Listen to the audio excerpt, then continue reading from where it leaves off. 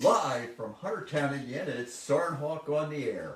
And today we have a little special thing. Yesterday we were supposed to go out and do a program of one of our local schools, and fortunately we got a school day. We got the day off, okay? So we had to stay home. But today we're going to help that school, and we're going to help them celebrate. So what were we celebrating? Well, we're celebrating National Lutheran Schools Day, week rather, okay? And so the teacher over there, Mindy, English, okay. So anyway, she invited us to come over and do a presentation for the kids. And what they want to do this year, and what their theme or topic is for this year for National School Week, Lutheran School Week, is sent to serve. Why is it that we do what we do? What kinds of things? How can we serve? And so today what I've done is invite a bunch of the folks that volunteer out at Soarin, and we're going to talk to you about why we serve. We all have different reasons. Me, I just like birds. And I know that our birds are very important to us in the overall scheme of things. They help us with the environment. They're important to us. They're pretty. I enjoy watching them. I watch their behaviors, things like that. So they give me a lot of enjoyment, but I also know that they're very important to us, so I do what I can for the birds.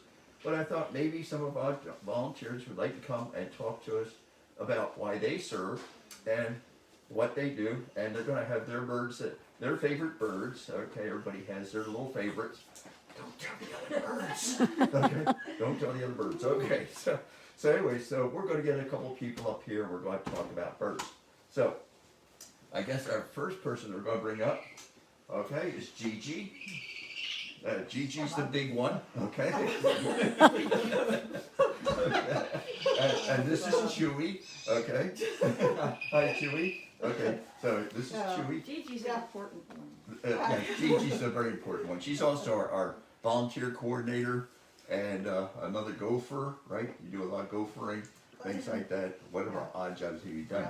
But her baby is Chewy here, and Chewy's the Eurasian eagle owl, and he was born in captivity, and Gigi's his mom. So, go ahead, Gigi.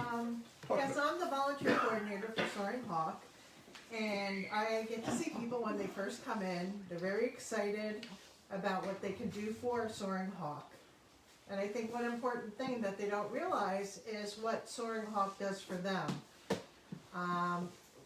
It's hard to describe the feeling you get when you are working with these majestic birds and you have one on your arm and you get to bond with them.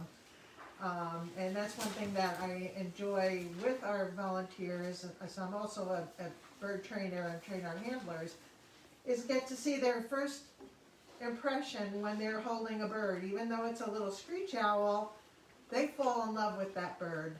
They learn the properties of that bird, they realize what importance this little bird has to our environment, and then you work your way up. And I think it's really exciting for us to have these birds with us, to be in charge of them, know that they depend on us, and it's I think it's a great thing for us as volunteers.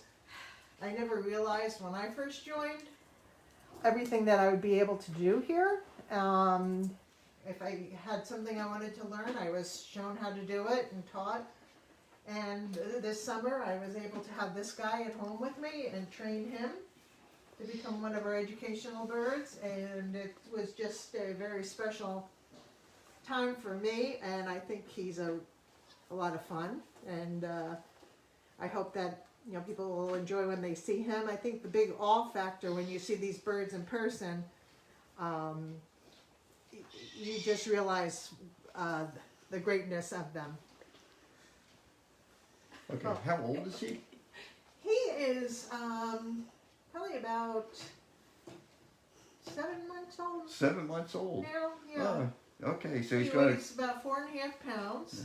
He's going to grow into those feet, huh? Yes. Yeah, I was looking at some of his pictures of when he first came, and his feet really looked huge. And he looked a lot smaller, but now, you know, I think he's definitely looking more and more like an adult, and he's a great bird.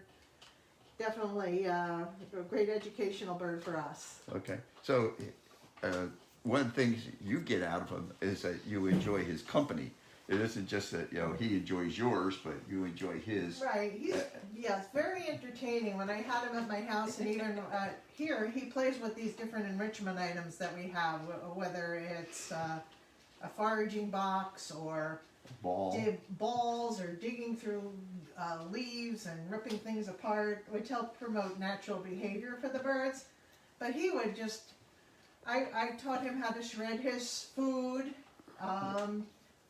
showed him how to tear a rat and a mouse apart and a chick, so feed him. So How to eat it? he had, right, because he had no mother to show him, so I had to show him myself. So some things I grew to be able to do that, and it helped him. But sometimes you just like to sit and just commiserate with him and just enjoy his company and. Well, that's one thing I find about him, that it's like, he just seems, if you sit down with him and relax with him, he has a very kind of a healing kind of a property about him, I believe. Yeah. And it calms the people down too, that whoever's holding him. I know that some handlers, I'll say to him when he first became part of Soarin Hawk, I said, "Oh, you want to hold Chewy?" And I could tell they were kind of having a rough day. Yeah. And they'd sit down, I said, "Just sit down with Yeah. Chewy and just enjoy his presence." And it just seemed like it was a bonding experience between the handler and him. Right. He just had a calming effect on people, which I thought was Yeah. pretty awesome. But it isn't just Chewy. It seems to me it's a lot of people. I come out and sitting out there on our veranda.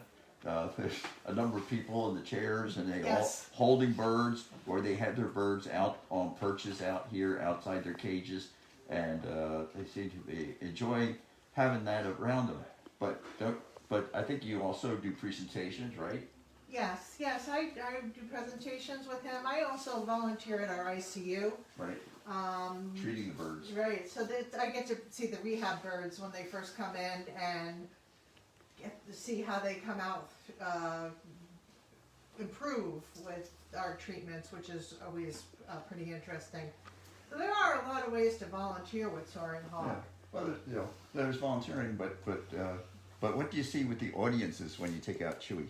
What happens there? Oh, they're like, oh, it's a big awe factor. It's like, wow. And so he's an impressive bird. I think he is. Those eyes, I think, are just really intense. He has a lot of personality. He likes to complain a little bit every once in a while. You know, I move my arm, he makes a little sound sometimes. That's why I call him Grouchy. Yes. But I think, well, I love all of our birds. Okay. I really can't Yeah. say that I love more over than other, but they all are great birds. Okay, great. So you get a lot out of it. He gets a lot out of it, and I hope that the audiences they get to get a lot out of it and get an appreciation for these birds. So Yes. so who wants to be my next volunteer? Another owl? Another owl. Yeah. Okay. So this is Sue, and that's Athena. Okay, and Athena's the noisy one. Yes. Well, aren't we being natural? Yeah.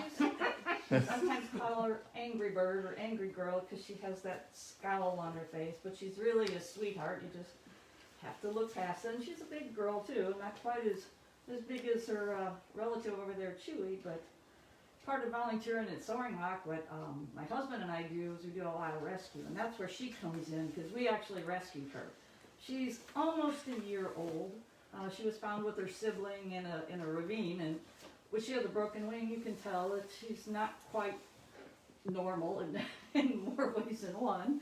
But we got to watch her grow up with her owl mama, who's not here today. So we got to see her from a fuzzy little fledgling to an adult.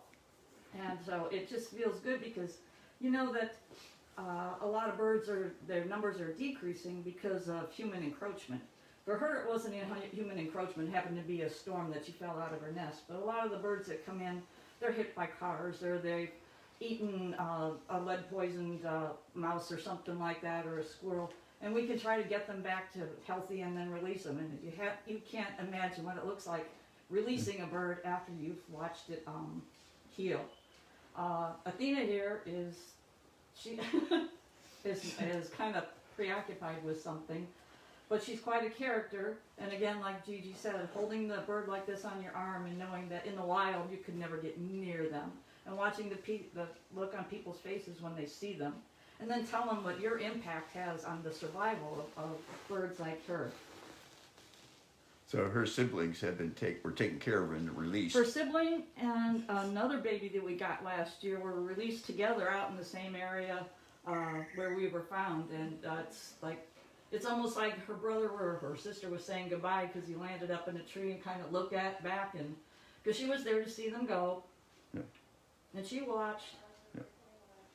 So you guys, you and your husband, you do a lot of the rescues, and of course you get the opportunity to release the birds after they've been through all the treatments and rehabilitation. Yeah. And also volunteer in ICU, so we get to see the ones that we've come in and that we've rescued, and watch them go back home, more or less.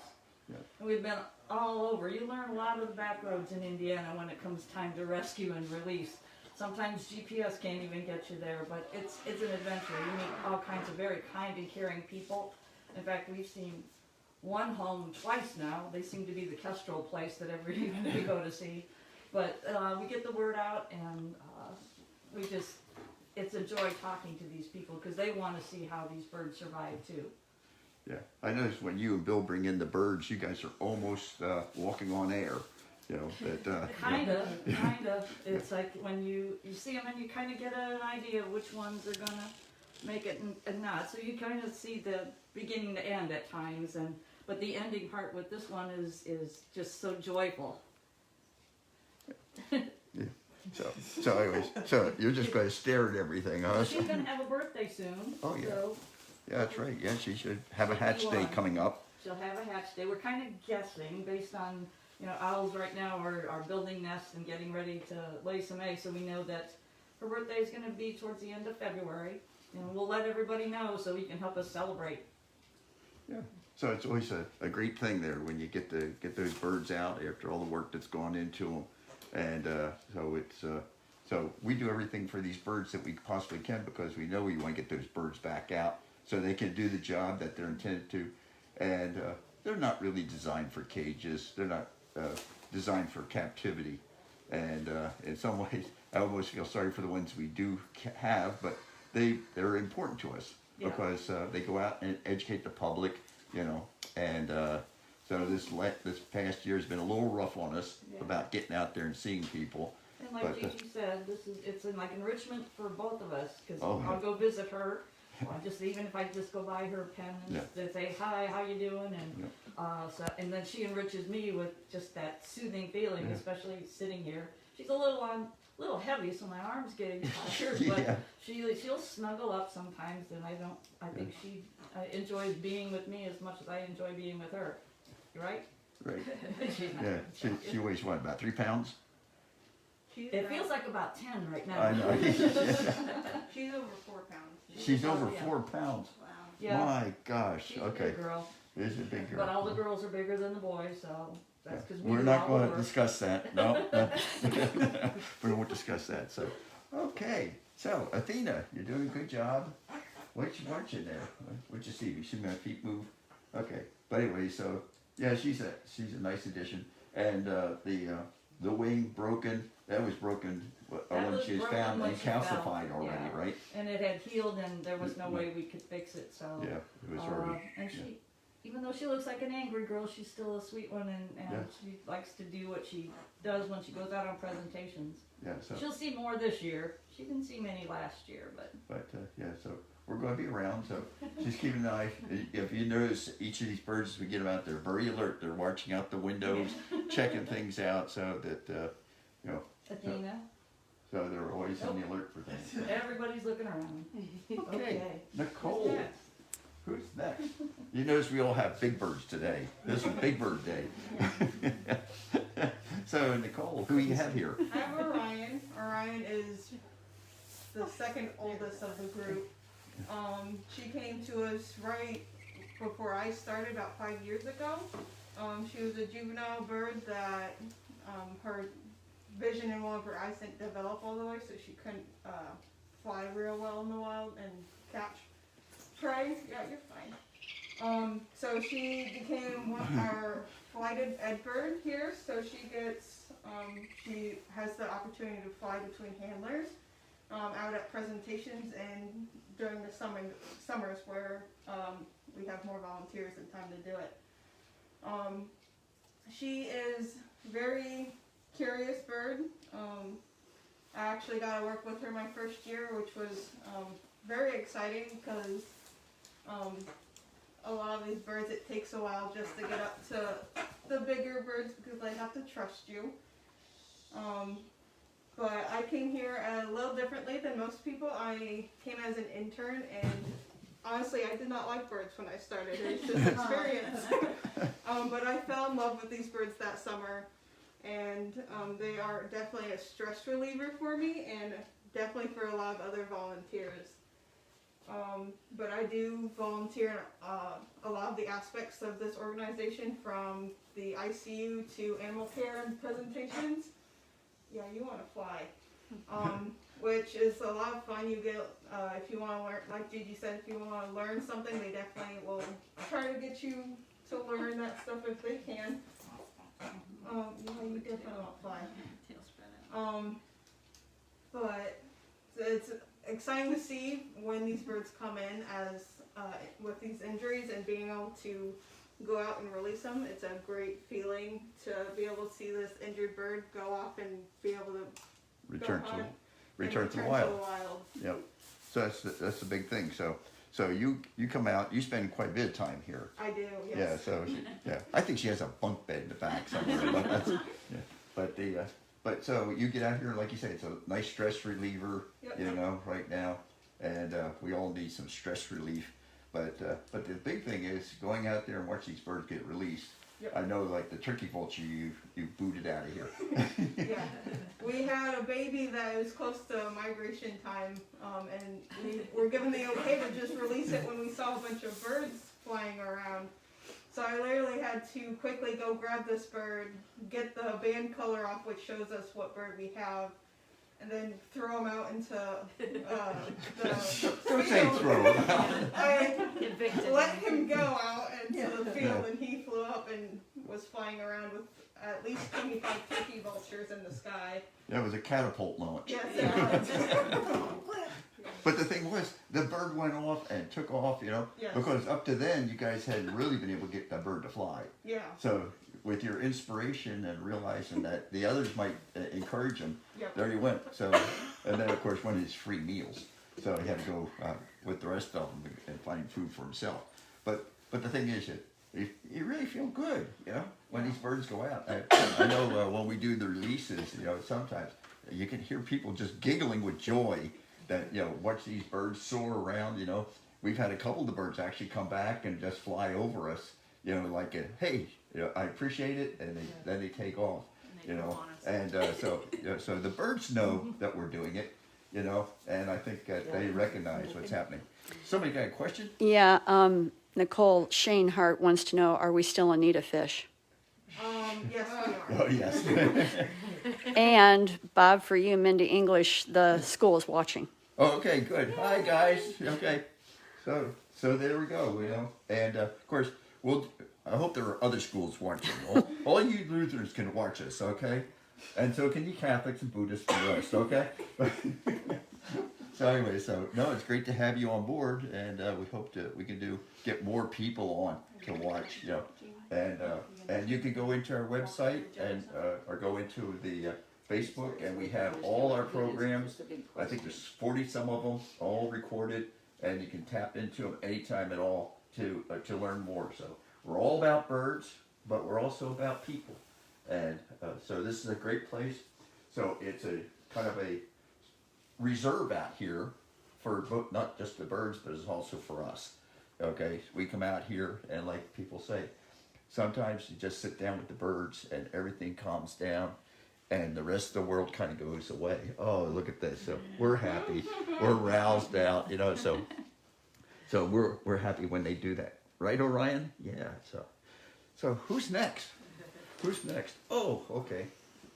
We have Jeannie here, and this is our big pride and joy. Hello, You some can, of you come, folks. can you come up closer? I Or? can. Some of you folks know me, but for those who don't, I have come from Colorado.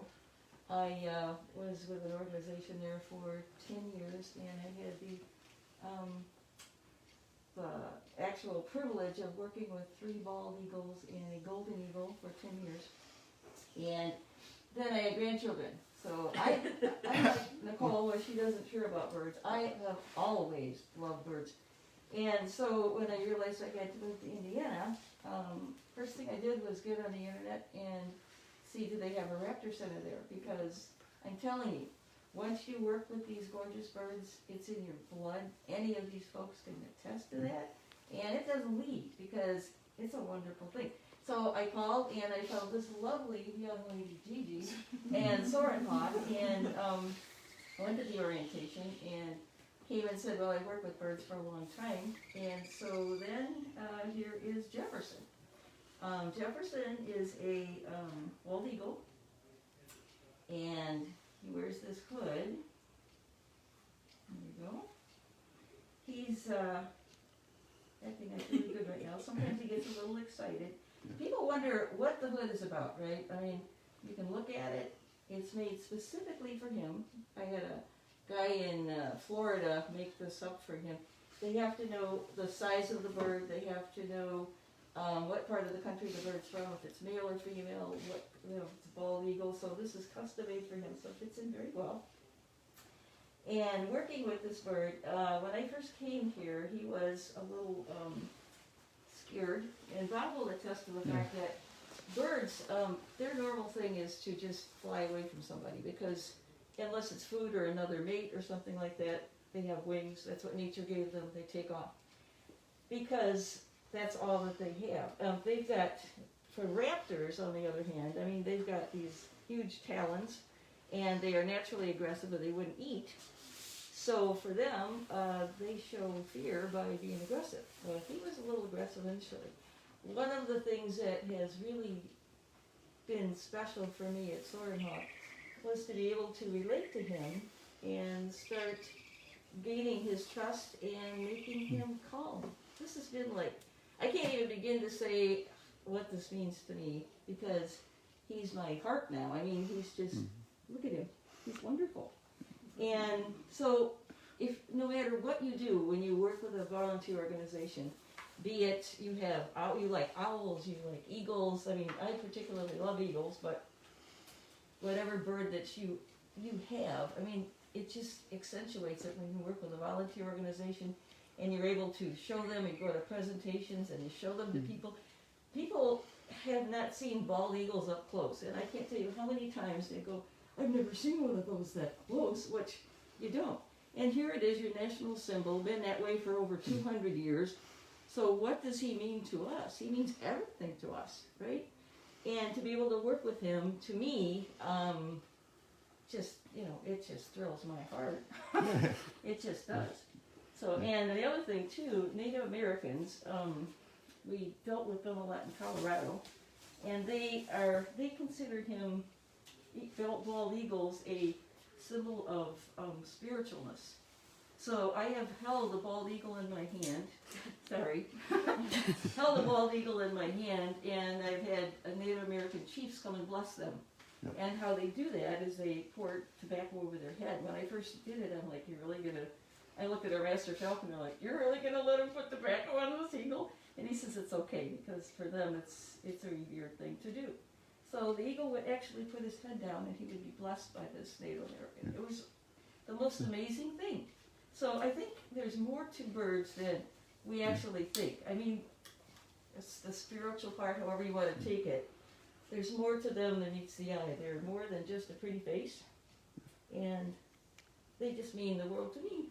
So, Okay. I'm sorry, you said. Yeah, but you're right. You know, we have a red tail that just loves going to powwows. Yes. You know, she just sits there on a perch and with the dancing and the burning sage and stuff like that, and she just, you know, or they have a ceremony where they actually pass under her. They dance the dance line, and so she's up there and they'll dance under her, and she just really enjoys it. Got a question? Yeah, Jeannie, Chris Doak wants to know how heavy Jeff is. He's about what, 8.5 pounds? Yeah, about 8 to 9 pounds. What? How much is he now? About 8 to 9 pounds. 9 pounds, huh? Okay. See how he was starting to get just a little bit of excited. You don't want to debate. For one thing, Jefferson, we've had Jefferson for 10 years. Well, About 10 years. He'll be 10 years in the spring. And he was very young and got in a tangle with an electrical wire. The electrical wire kind of won. So it caused him some injury to his elbow. So you don't want him baiting because you don't want to have that injury, you know, hurt more. yeah. by Well, baiting means And- dropping off the glove. dropping off, yeah, so they'll try to fly off. So putting a hood on, their eyesight is like 10 times better than ours. So when you put the hood on, it calms them down and makes, sometimes I wish I had a hood, don't you? It's stressful times. Where's my hood? Yeah, all Yeah. the way. Yeah, so like that, so Yeah. that's why Yeah. the hood, because a lot Yeah. of people say, why do you put a hat on that bird? Why do you hood it? But it actually makes him more comfortable. So all these people out here that you're hearing from, you know, we've talked about the birds here, but almost everyone that's been out here has actually grown up with more birds. I mean, not, you know, so more people have bird feeders now out here, you know, and if, you know, so we're always getting questions about the birds that are showing up at their house. They're actually, more of them are going out and actually going up and down trails looking for birds, you know, and so I think this is an over-expanding thing, you know, so, but the thing is that all these birds are important to us, you know, they're important, they make us feel good. When we see them flying, it makes us feel great because we wish we could be flying too, you know, and, you know, I have dreams like that, but my psychologist says, okay. But there's all kinds of stuff that the birds impact us with, you know, so it's their beauty, their grace, and we're just so privileged that we get to work with them, that we can get to hold them, that we get to treat them, and you'd be surprised, you know, when if I don't know about you and Bill, but a lot of times I go out to do a rescue, and I just talk to the bird, I walk up, pick it up. It's like, I know that you're here to help me, you know? So there's a relationship there, a bond that forms, you know? I've never really been hurt by a bird, you know? And, you know, I've been hurt by people, but never by a bird. So, you know, so it's that kind of thing that we get something out of it, the birds get something out of it, and because we're all part of the community of the world. Okay, so that's why we're here. That's why we've been sent here, you know, to serve. Yeah. So we're serving our birds, we're serving our fellow man, you know, serving nature, serving the world. You know, so somebody else has a question? I thought I No. Uh, heard the thing baby. Nope. Nope. Okay. No Maybe other it's questions. The hook going pull us out. So, anyways, so that I'm going to wrap it up for today. For you volunteers out there, got some good information. We now have our official apparel shop. Okay, so if you want official Soarin Hawk apparel, you go onto this website and you can order it yourself, and they will embroider our Soarin Hawk emblem on there. Okay, and so there's different styles. There's our nice maroon shirts and stuff, but they also have other gear that you can get. You know, so for stuff where you just want to walk around the neighborhood and brag, or go grocery shopping and brag that Soarin Hawk. Okay, so anyway, so there you go. You get on there, you know, and for you volunteers, there is a secret password, you know, so you get a discount. No, but there is a secret password that is posted here in the office, so when you come to work, you know, you get to see it. So keep the password quiet. So I got 1 minute left. Yeah, no, you've got a question. got a question. Somebody said they saw a bald eagle last week eating a frozen deer carcass in a field. Is Sure. this typical? That's typical because they're carrion eaters. Okay, in fact, that's why Ben Franklin didn't want to have bald eagles as the national symbol, because he says, oh, they're down there on the side of the shore eating washed up fish or washed up carcasses and things like that. So yeah, it's not uncommon to see them.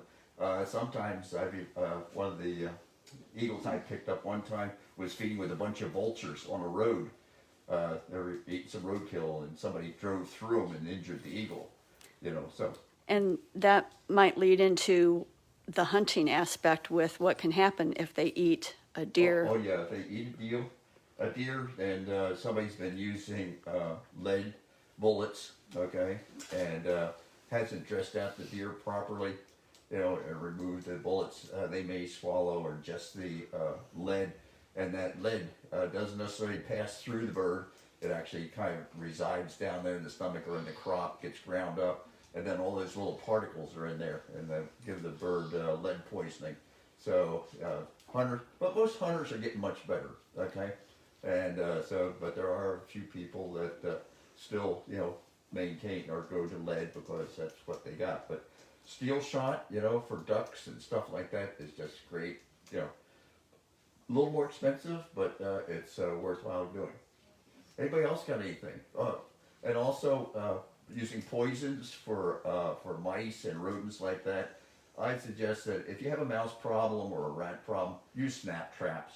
Okay, that dispatches the animal quickly. They don't suffer, and it gets it done and over with. And then also you don't get the birds don't get a poisoned rodent, and they in turn get poisoned. So more questions? Nope, that's No, it. I can go on for hours. You know that. So, anyways, so that's our story for today. So, you don't have to just join Soarin' Hawk. There's also other organizations, across the country that you can join. Join the Audubon Society, other things like that, Sierra Club, whatever. Acres, join Acres. They're preserving the land and everything for us. Or you can join up with Little River. Go down to Little River. They got all kinds of programs out there. So you get out there this spring when things thaw out. You go slop through the swamp looking for frogs and things. So there's all kinds of things going on with nature. So you just don't have to do birds, but that's what we like to do. That's where we find our heart, and that's where we are dedicated to serve. So I'm going to say goodbye. Goodbye, everybody. Bye. Bye.